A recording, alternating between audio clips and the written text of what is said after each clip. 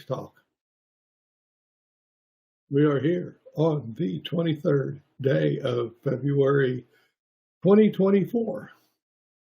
So if you're watching that 10 years from now, hello from the past. Why would Kevin say something like that? I have videos I put up in 05 that people still watch. So the internet is just a big old, it saves everything. People find it later on. That's why they tell you don't put anything on the internet that you don't want to be found. It's public and permanent. Right. I mean, they download the whole darn internet all the time. The whole thing is literally downloaded. So if you put it up here, it's not private. And of course, Phil and I don't mean it to be private. And hello, the couple of people that are with us. Yeah. And anybody, we don't know who's over on YouTube, if somebody's over there. It's being live streamed over to YouTube and recorded. And we're going to talk a little bit about, well, this time, we gave it a fancy name, a therapeutic heuristic for conducting act with precision, scope, and depth. And so this is geek. I mean, Phil and I, we got to do some degrees, so maybe we're smart, and we got other qualities that lead us toward being geeks. And we've studied a few. Yeah, we've studied a lot of this ACT stuff, and so with that, we'll tell you what the matrix has always been. Is a heuristic. It was, that word was in my mind either while or just directly after I created it, because a heuristic is the mathematical term, really, or at least a problem-solving term that says going to give you the workable result. We'll use that word almost all the time. That means it doesn't always. If you want all the time, you have to have an algorithm. And an algorithm, and that's 2 + 2 = 4. I mean, that algorithm gives you 4 every time. The heuristic version doesn't. So what do you mean by that? Well, it was meant to get the core ACT process going. And Phil and I, and we've been doing this from 2009 now. Yes. Oh, no. It's like 98, 99% of the time. It's really often. It works to get the core ACT process going. And when we mean going, that's just what we mean. Like you're up and riding a bicycle, or you've turned the engine over in your car and it's running. Pull a lawnmower to start your lawnmower. Oh, yeah. Any of those things you want to think of, that works. You know, even walking, your first few steps, maybe you're a little bit not warmed up, and after a little bit, you're in the flow. You're walking, you're moving, and that's what it is. And they say, well, what's the core ACT process? My goodness, what is that? Because you'll read in the original ACT book and other ACT books, you might read this sentence, and it's by, I'm quoting Steve Hayes, and it says, the outcome of ACT is a process. That's the sentence. So we'll say it again. The outcome of ACT is a process. So what that means is that you start ACT, you begin it, and then way over there, doesn't have to be way. Well, in the first book, it was way. Oh, there was a lot of way, yeah. There was miles away before you finally got to the process going. And so in large part, what I was up to was to do a simplification of all the ACT books, anyone you wanted to grab, any of them that existed from 1998 up to about 2006 or 7 or so. shrink them down. Okay, get it into a quick process. That is a heuristic that starts up the process. So that's the explanation. That's what we mean by that heuristic. So of course the heuristic was named the matrix. If you've read the Matrix book, the original Matrix book, you'll know that it, for a brief couple of 3 weeks, it was named the grid, GRID, Right. grid. I remember that. Right. But that, oh, I literally, folks, it only lasted a couple of 3 weeks. Yep. And then the Buddhist monk guy said, "Hey, Kevin, you need to call it the Matrix because that's got Keanu Reeves sexy attached to it." And it's stuck, and I wouldn't dare call it anything else. So, and it is, by the way, a bit of a matrix. Mathematically, it's There you a bit. Some people say, no, you can't have a 2 by 2 matrix like that. Well, maybe you can. Nevertheless, that's how it works. And so you're saying, well, what in the world is he talking about? Anything you want to say, Phil? Anything? No, you just keep rolling along there, Kevin. Okay, so what that means is we're geeking, right? Yeah, This is a geeky we're segment. geeking. Yep. The ACT matrix, or ACT, is built on behaviorism, folks. So that might come as a shock to you. Like, I wasn't expecting that. And you may not even gather that when you read it. When you read the ACT books and stuff, you might. But good old Steve Hayes, he came out of behavioral analysis. In the end, sort of went to war with them, right? Left the ranks and went elsewhere. But this is all built on this behaviorism. Think Skinner, Watson, Yep. Those kinds of folks. Now, what had happened was at the end, B.F. Skinner, who got famous for his Skinner boxes, and the therapeutic crowd, even to this day, is a pretty mean lot, really. And part of them, the people who wanted, sort of maybe Freudian, maybe Rogerian, Rogers, that kind of therapy, they just attacked Skinner unmercifully. They were just brutal on it. Just brutalized him, really. So that, especially by the 70s or so, behaviorism had really been tossed aside. Now, it later made a bit of a comeback, and you'll still recognize it, which is cognitive behavioral therapy, which for the most part doesn't contain much behaviorism. And if you I used to fly about the country training CBT, so I know. It's the emphasis on the cognitive, how you're thinking. So Steve Hayes and company went back, and it was really how do you dress up? There's a good word.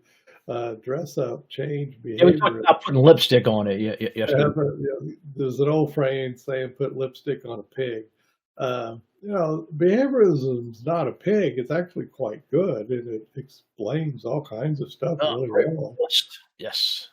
People just couldn't imagine, and here's what they were saying. Well, you put the human inside of the Skinner box, right, and you make them press levers, to get rewards. Rewarded, punish them, or you're gonna give them electroshock to their feet, zap them. And when they escape from that, they get relief, from negative reinforcement. That's the kind of story that went on, and oh my gosh, we don't want that. And so, okay, so they're going to dress this up nicer. And that's what you're dealing with ACT, is that. And so that is represented on the matrix. So it's easy to see on the matrix. And on the matrix, over there to the right, Phil has satisfaction right now. Yep. You could actually put that out and put approach, which is one of the words that you get out of behaviorism, to approach. And then if your approach works, you'll get positive reinforcement. Reward, yay! And that, by the way, if you want to go back to your Psych 101, R plus, reward plus, positive reinforcement is over there. And of course, I also discovered back in behaviorism days that then the avoidance is the same. That's what it is. And what you get for that is, remember I mentioned the electric shock. So if you're shocking something and they do something to get rid of the shock, So let's say you grab, and it's pretty fast. If you grab a 110 volt wire, you'll go, oh. Yep. No thinking involved there. And it will teach you something. It will teach you not to touch those wires anymore. And that's what us humans are great about. We figured out, I'm just going to avoid those wires altogether. And so, but it's nevertheless an avoidance. It's relief. And that is negative reinforcement. The good old minus R, negative R. Removal. And these things are still quite valid. Anybody who's done any dog training or something like that knows, positive. Well, for that matter, kids. I'm just thinking we parents. Yeah, parenting. It's all a whole bunch. You could, if you haven't been a parent yet, you might poo-poo it. But after you've been a parent, you get behavioral very quick. Yeah, really quick. Really quick. You're going to be offering rewards and not punishments, because that's not it. But you're definitely you're going to give them the hairy eyeball. Oh yeah. Until they start acting right. Stare. And then you remove the hairy eyeball, and that's relief. And if you don't know what the hairy eyeball is, think of how your mother used to look at you when you were, misbehaving. Yeah. Going for them cookies in the cookie jar. Yeah, they give you that look. Right. And then you do a behavior and that look goes away. And that feels better. So that's the negative. And it goes on all the time, folks. So just because the touchy-feely therapists in the 60s didn't like it, that's like gravity. They may not have liked gravity, but it didn't go anywhere. It's running in the background. It's the same with this positive and negative reinforcement stuff. Punishment is also in there, but in case you don't know, the punishment has to be right on top. Absolutely immediate. Yep. Right on top of the behavior. A cattle prod, zap. Yeah, it's not here. We're not walking around with cattle prods. No. We're not doing anything with that. It's not represented. But that's so that horizontal line of the matrix is behaviorism, folks. Right there. That's what it is. Now we're like Steve Hayes. We don't always go with that. Satisfaction and relief, and we dress it up, put the lipstick on the pig, if you wanted to call it that way. But at the end of the day, it's still just garden variety behavioral stuff that works just fine, right? Yep. In 2024, and it works within yourself. Now, but remember I said it was based off of behavioral analysis. So in case you don't know, behavioral analysis is where somebody like, a behavior analyst, notices somebody else's behavior and then analyzes it. Yep. They do a behavioral analysis. And Phil's very familiar with them because he worked in the schools. Yeah, functional behavioral analysis all the time. Right. And then they develop a behavioral plan, right? Based on observations and measurement. Right. and of course, it's how to fix the kid. And Absolutely. and it's absolutely an algorithm, just works perfectly. Oh, yeah. Pure sarcasm, folks. Well, There's no kid around that can't beat a behavior plan. yep. Well, as soon as the behavior plan is written, then you have a defunct behavior plan. The moment Yeah, they don't last more than a microsecond. right. They go away. Time for a new behavior plan. Now, I know the behavior analysts in the crowd will be going, "Oh my God, oh my God." But come on, Bill and I worked on the other side in reality world. Down in the trenches. They don't. No, they don't. Tell you the truth, folks, nobody reads them. Well, that was the other problem. So, but I got sidetracked. Sorry. It's about somebody else analyzing behavior. ACT is about you analyzing your behavior. So that was the trend. That's the big shift. You go from behavior analytic, where you have an outsider analyzing your behavior. Now you are going to analyze your behavior. And to do that, you have to do, well, yeah, you'd have to.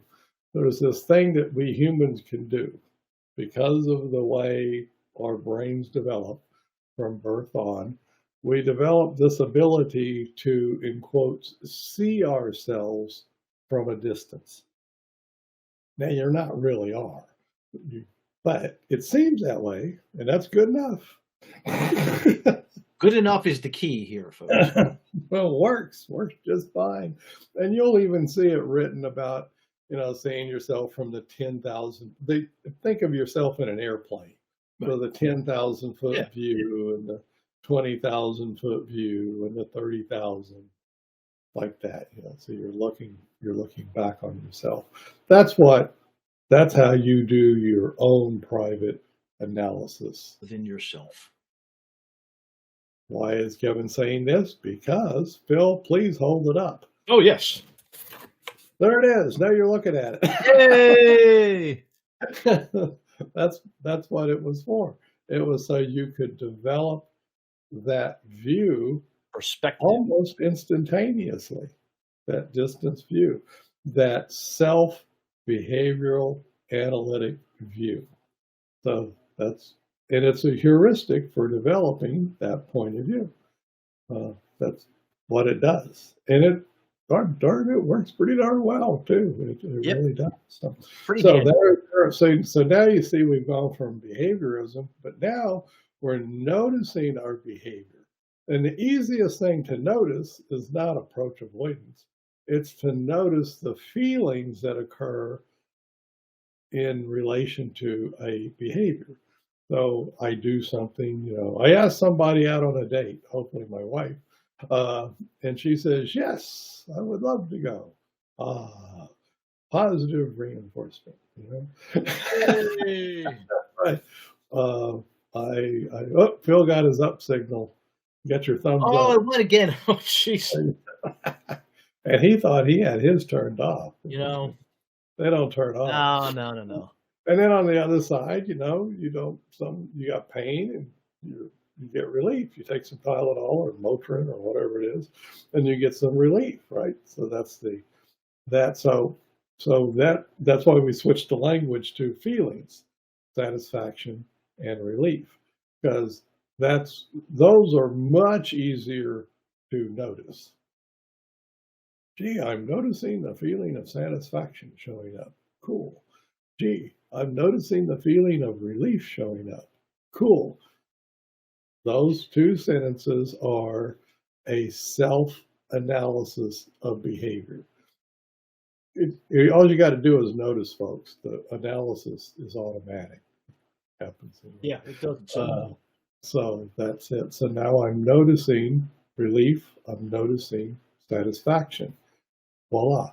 So you see how we've stepped from raw behaviorism and back that up to the feeling level, the human feeling level, and now we're noticing feelings. Go in here. So there you go. That's how that line is built. That's how that was built up. And so that's how we do it. Works like a charm. Most everybody knows the feeling of satisfaction, Mhm. and most everybody knows the feeling of relief. When I say that, I always think of the Alka-Seltzer, plop, plop, fizz, fizz. Oh, what a relief it is. They even use that. So it's really cool. Okay, so now we've built the horizontal line. Now we need to geek out and build the vertical line. Well, now we've got to step away from behaviorism. No, we're not going to do that anymore. We're going to give that up. And now we're going to go to really what human perception, really what it is. And you bring in information through your senses. Now, they usually say 5. See, hear, taste, smell, touch, right? And then they'll say, what about proprioception, which is where your hands and limbs are in Yeah. space? Spatial orientation stuff. You want to add that in? Go right ahead. Go right ahead. Any other esoteric, legit senses? Legit, right. Whatever. But that's where you're getting information in. Right? So we call it the senses. No big damn deal. Now then, that stuff, then we do it this way arbitrarily. We don't know. We don't know which came first, the chicken or the egg. But the way we do it is we say it shoots down and gets into the mind. Okay. And so now at any given time, you can do that measurement, meaning you can have somebody stare at a screen, flash something on the screen, have electrodes hooked up to the brain, and you can literally watch this happen as a stimulus hits the eyes and then gets transformed into brain functioning, brain stuff. And it takes like just a few milliseconds for it to occur. So when we say that, that's what we mean. It goes down into the mind. Now, why is that important? It's important because of language. That's why it's important. And the other thing that ACT is built upon is relational frame theory. And relational frame theory it's an explanation of how humans develop language. But it's an explanation that not only tells you how language develops, it also gives you, in the end, it gives you a set of tools that you can use to change your relationship with language, which is cool because, let's say, Noam Chomsky or any of these other language theorists from back in the day, it's always a one-way street thing. There's no therapy involved. There's no way of influencing things. So this one does. But so what it essentially says is that as a very early time, even in the womb, we're already hearing words in whatever our native language is. We're hearing words. And especially you come out and you're hearing your name, you're hearing mom, you're hearing dad, you're hearing, maybe the dog's name. You're hearing stuff, right? But the most frequently occurring is mom and dad. Yep. And we like moms, so we pick on mom. M-O-M, mom. It's a sound. It's just a sound. It's not at that point, it's truly just a sound inside the infant.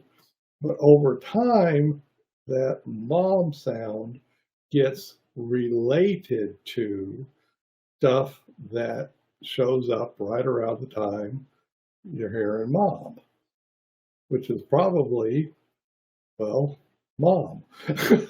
That lady with 2 limbs, 2 arms, 2 legs, torso, all that. There's the end, mom. And of course, what you're really focused on is the face. Humans are exquisitely aware of faces. So mom smiling, mom frowning. That's where that hairy eyeball comes from. Right. And so all of that, it gets related. And that's why they use the term related onto mom. So for you personally, as an infant, mom had all of that stuff on it. So pretty soon it was all the way down in your head. So you could be in your crib, let's say, and think of mom. Voila. And now all of that stuff that was sensory experiencing and emotionally experiencing, that is now related, you know, sort of velcroed on to mom. That sound shows up. And to this day, most all of you have a mom, and when you think of mom, poof, you get the memories of mom, you know, all kinds of stuff. It's probably if mom and dad are close together in the most related to sounds in any human. They're way up there. And that makes them the stickiest, by the way, if you're looking at it. So they say, well, why is that important? Well, because it doesn't take very many years of doing that, where you can just daydream away. You can just be thinking of stuff down there in the mind, and it's as if it was actually occurring. Yep. And and it's as if, because you have all those rich experiences related. Remember, it's relational frame theory. So all the smells and feelings and all that, those are frames. And those frames are related onto the sound of the word.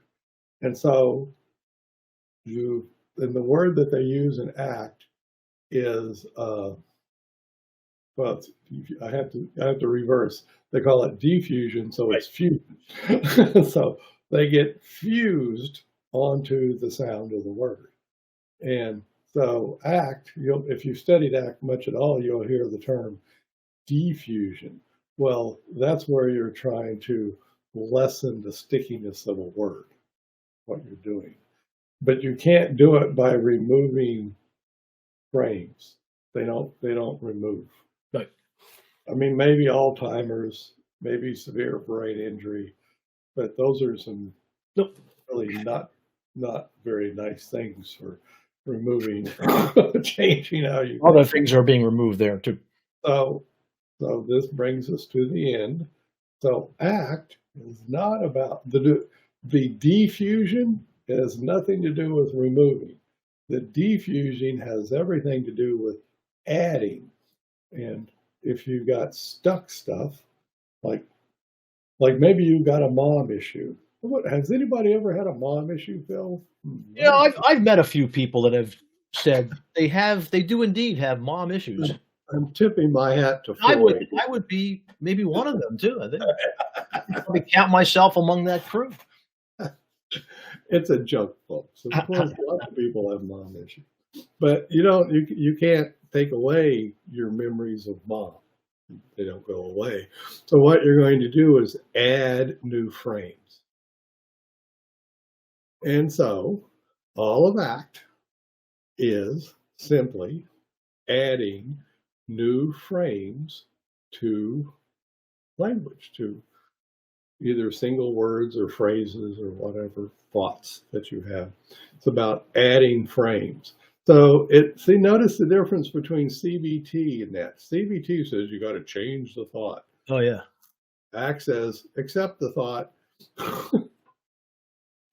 add this to it, add this new experience to it. And so it's really built, so it's really cool what they did to take that behaviorism and then add that theory of language and cognition. And that's what Skinner was missing, by the way. That was his troubles, was adding that on. So Steve Hayes figured out a way of doing it. Now, and it doesn't have to be right.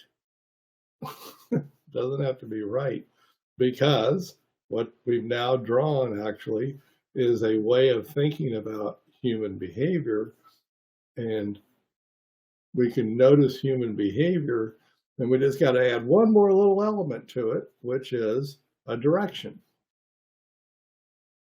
Hey, Phil, why do us humans feel like we have a direction? I mean, even if you don't have a direction, you sort of feel like you got a direction. Exactly. Yeah, it's Yeah. there. It's called the arrow of time. TIME. And so, you'll say something like, well, every day I get a little bit older, darn it, I've had another birthday and it added another year. Ouch. Oh, time has flown by. That's the direction. Yep. You're moving through time. And we all sense that. We see the sun come up and set, and The seasons change. And all of that. And that gives you this naturally occurring directionality. And once you have the concept of death, now you know, uh-oh. This train's heading somewhere. This train's heading toward, whoops, no more. And so that's where this concept of me here now, that's now, me here now, and me there then. It could actually go two directions. Yep. Me there then could be me in the past, or I'm thinking about my 10-year-old self back there, or it could be, gee, I can see myself in the future. Remember that ability to see yourself from the 10,000 or whatever thousand foot view you want? Well, that's me into the future, and ACT uses the future one. And it does that by saying people have values that they would like to move toward. So I'm moving through time anyway. Why don't I just add a value to it? Seems like a reasonable thing to do. Very reasonable. So 5 years hence, I will be a good person. I'll say I cheated, because really you can just do the good person all the damn time. But you know what? It wouldn't be bad to have on the epitaph. Hey, here lies Kevin Polk. He was a good person. Yeah. Oh, nice. Instead of he was a royal asshole. Oh, shit. Oh, man. And that's chiseled on there too. I don't like that. I don't like that at all. All right. Get a chisel out and erase that. I don't like that. Right. So it really, an ACT has this tombstone metaphor. Why I'm trying to draw a tombstone, the Boot Hill tombstone. Here lies Phil. Here lies Kevin. And you'll write your epitaph, here lies, and then there's this little epitaph, Yep. Great guy, great husband, or great mom, great friend, that kind of stuff. Versus your Boot Hill one, like here lies John Brown. He made Jack Smith mad. Right. Yeah. Which is a wonderful story. He lost the card game. Yeah. So there's all kinds of epitaphs, and really you're about writing your epitaph. Yeah. That's biggie. That's that arrow of time. You should go through time. Right. That's your so it adds it, and that allows you to finally do an analysis, which is, given my behaviors, there they are, all of the whole package, meaning all of my approach behaviors and all of my avoidance behaviors, all that together, are they working to get me where I want to go? And now that is called functional contextualism. We just call it workability. And that's ACT. So ACT is this very simple thing of getting you to where you can get that distance view and notice if you're getting on about where you want to go. If you don't know where you go, talk about values. Figure out where you want to go. Cool. If you really can't notice, it's probably because your face is plastered to the whiteboard there. Yeah, you're like this. And that means you need some diffusion. You need to go back here. To back up. Back up. And then that's the adding of flexible frames. Okay. Oh, I see now. Right. We're going to add flexible frames to get you backed up off of that. So that's what it is. That's the process. That's the ACT process. So in the end, when you say, hey, who's important to you? That goes in the lower right. and you say, what kind of yucky stuff shows up? And that goes to the lower left. And you say, what kind of stuff do you do to get relief from the yucky stuff? You put that up there. And then you say, well, what kind of stuff do you do to approach who's important to you? And you put that up there and you say, oh, you can notice all of this stuff. And that cranked over the engine. That began that process. Now, what happened there? You backed up. I didn't. Notice we built it, we made it so that you don't ever have to say anything about ACT or anything. It requires no discussion whatsoever about ACT. You just do what I just said. People are now looking at the board, they're looking at whatever they're drawn. That automatically adds the distance, the 10,000 foot view, automatically. Me here, got my stuff there. So it automatically added diffusion. Just that quick, okay?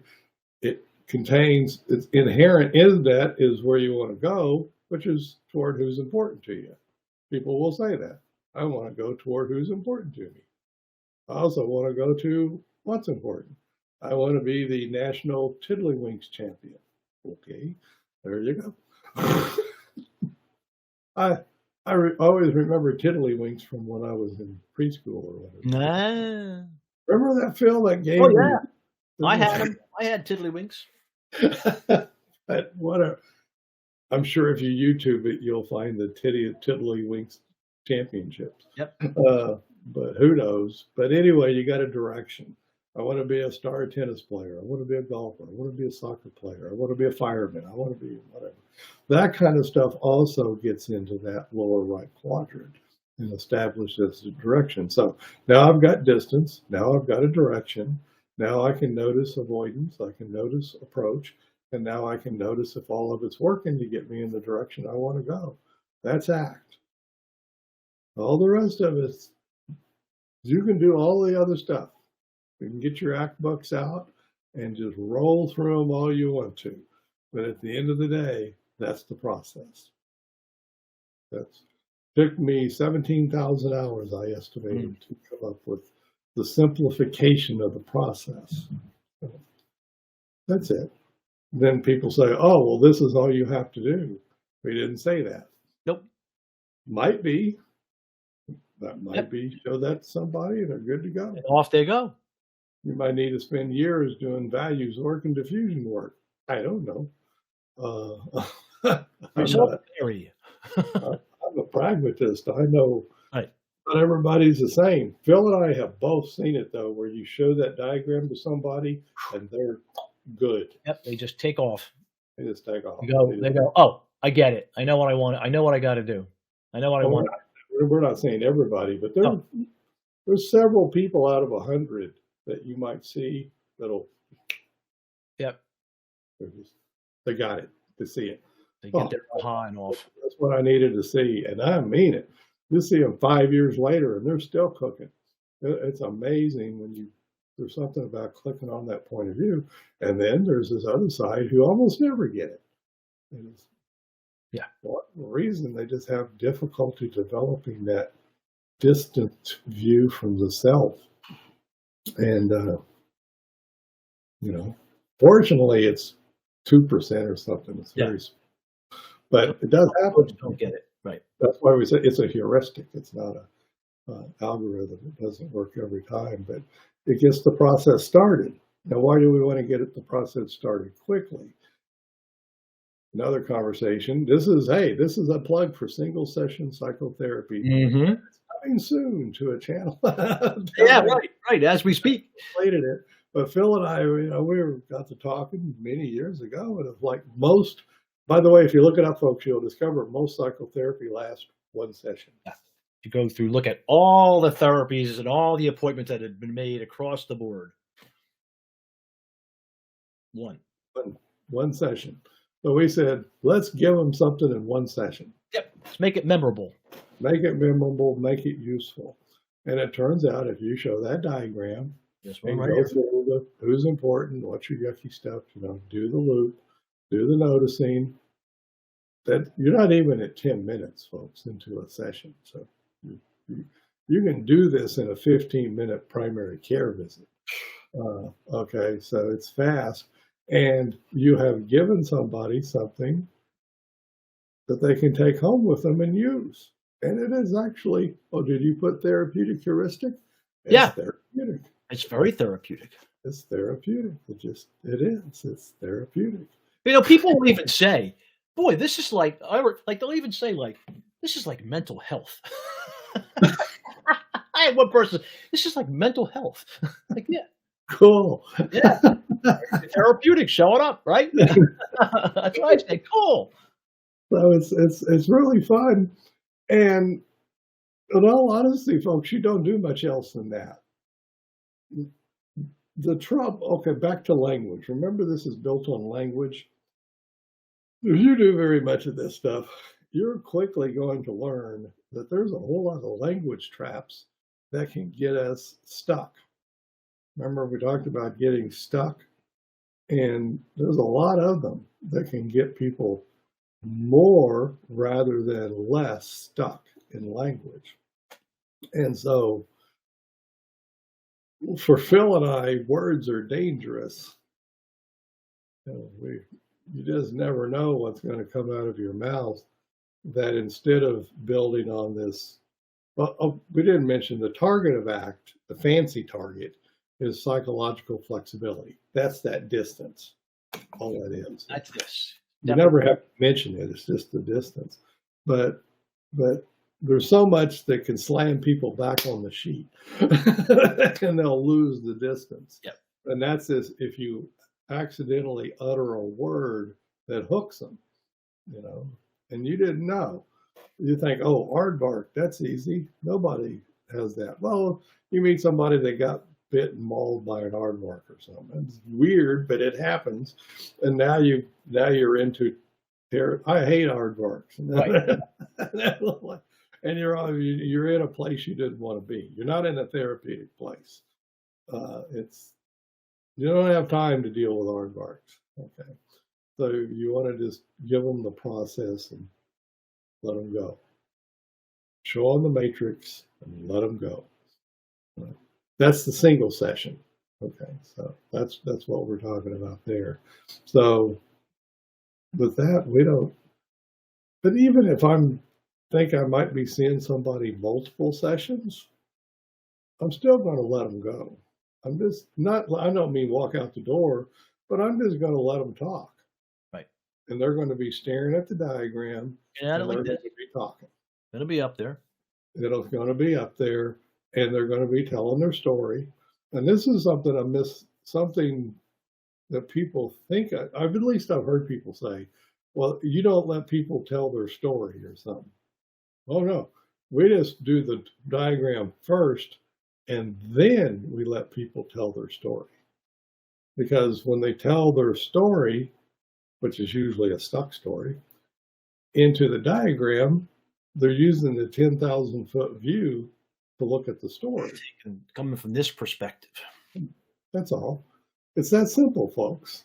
When you tell your story into that, and that means who's important, the subjects of your story or the elements of your story, who's important, the emotions that show up, the looking at, leaving kind of behaviors, the avoidance kind of behaviors that show up in stories, the approach kind of behaviors that show up in stories. All of that stuff is in there. Every single story ever told has those 4 elements. Bill and I have tried. Oh yeah. There's not any stories that break it, and we have not cracked that yet. All stories contain those elements. All going in there. Right. And so the story now you can assist in that. They're like, oh, that sounds like upper left stuff. Oh, that sounds like lower right stuff. Oh, yeah. If you want to, that's called sorting. You can do that if you want. You don't have to. Some people don't even need that. They don't need it at all. No. Just tell their story into it. We know people who like to come back every 2 weeks or every month and come back and tell more story into the matrix. Called, also known as long-term psychotherapy. Right. Yeah. It's just that we took chit-chat check-in therapy to an art form. Oh, we did. We did. You can using the matrix up there. We used to joke about people doing chit chat check-in therapy. Actually, back in the day, I would have been saying that pejoratively. Like, all they know how to do is chit chat check-in therapy. Well, then I discovered something. Almost everybody does. I mean, I don't care if you say you're psychoanalytic or your behavior or your CBT or even your ACT. Guess what? If you listen to the recording of the session, it's pretty much chit chat check in. Think of it. You're a CBT therapist and you have 25 clients. Right. By the time you hit 24 or 25 in that week, you're done with your flexibility meter is on you. And you're just going to chit chat. So we flashed the matrix up. And now we don't have to worry about it. Session 1 has got the matrix up and they chit chat and talk into that. And session 25 of the week is into it. And this is like, it really reduces burnout tremendously. Big time.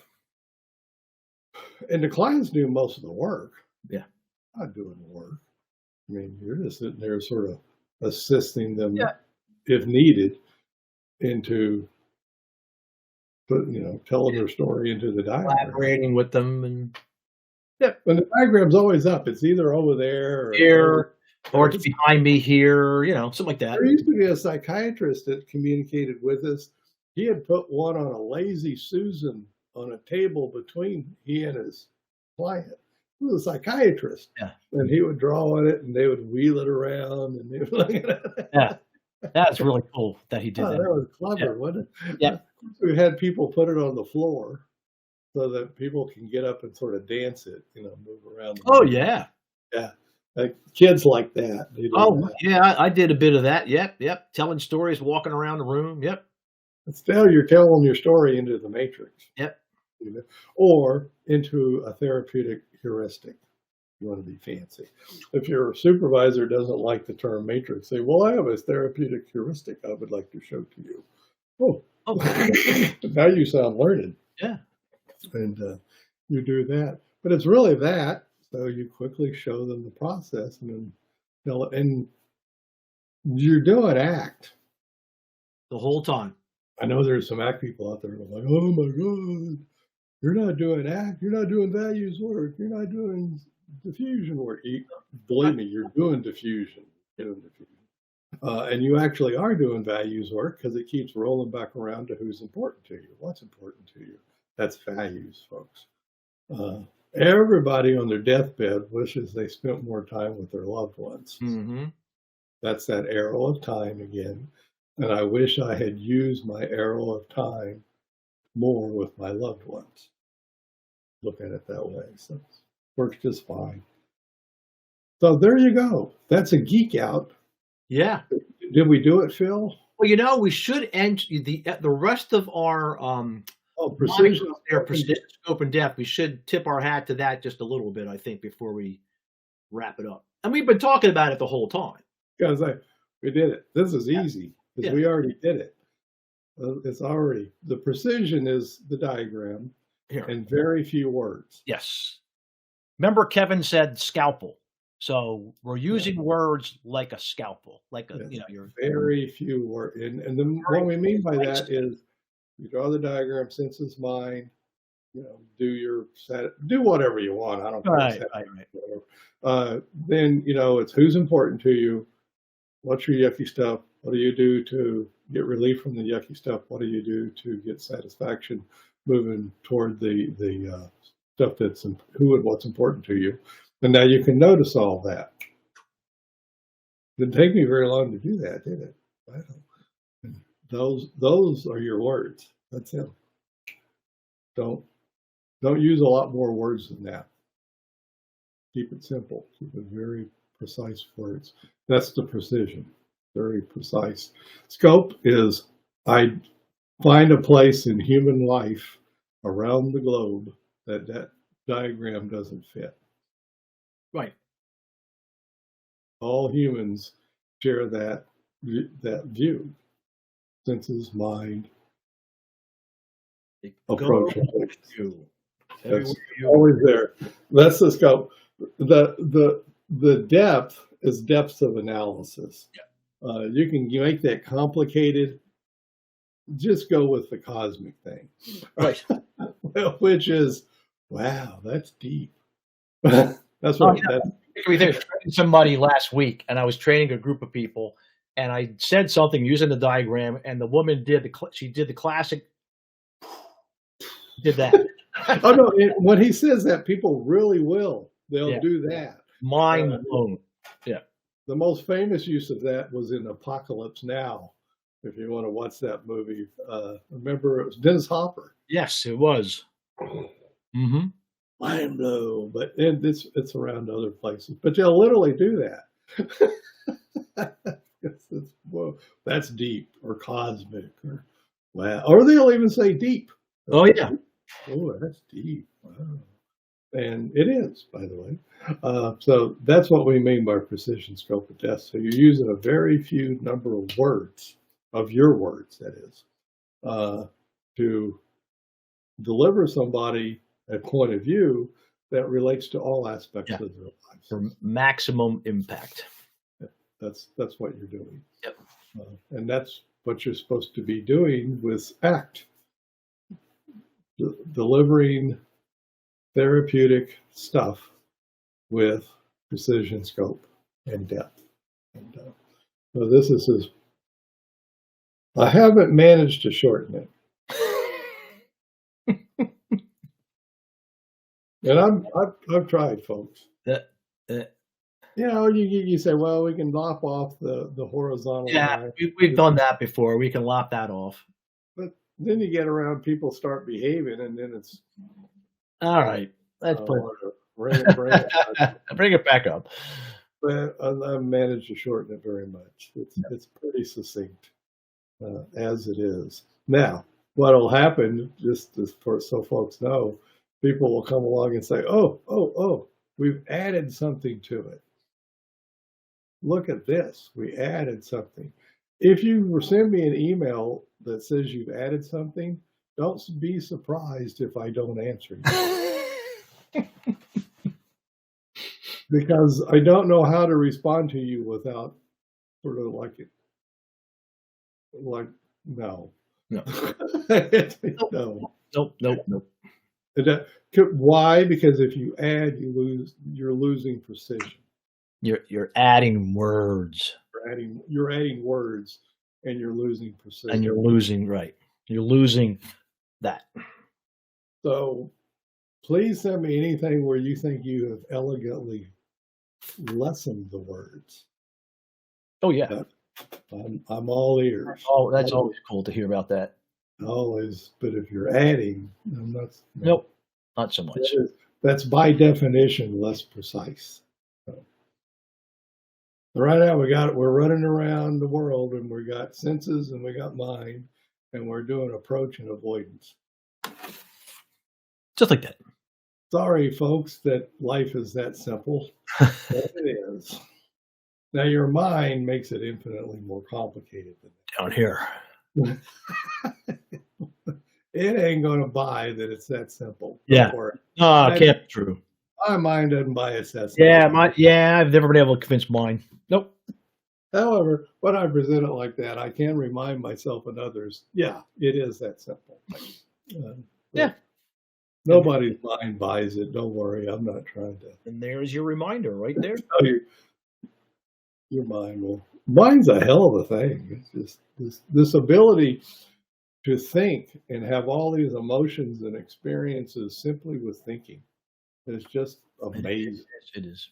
And it gets us just in all kinds of troubles. Mm. I mean, it gets us some cool places too, but the best I can tell, it gets us into more trouble than it's worth. So I don't know. We'll see. The jury's still out on that one. Right? Jury's still out. But in the meantime, get on about it. Engage in life. Yeah. Go watch the first few minutes of what is it? Oh dang! I just blew the name of the movie. But No Country for Old Men. Oh, No Country for Old Men. Yes. First Coen Brothers. monologue that's delivered. And might Yeah. as well get on about getting into this life. Yep. Something like that. So that's it. Get in it. And then notice. Yep. Just do stuff and notice. It's a fun trip. So we'll be back. We come up with different stuff to talk about. What we have been working on in the background, though, is a single session psychotherapy course that people can get 3 CEUs for if they want. So we'll have that finished up in the next week or two. Yeah, next week or two. Sure. Yeah. See you then. Have a great Friday. Unless you're watching this in 2034 on a Tuesday. Have that. Yeah. Notice that arrow of time. Ooh. It's Bye-bye, folks. Bye. Take care.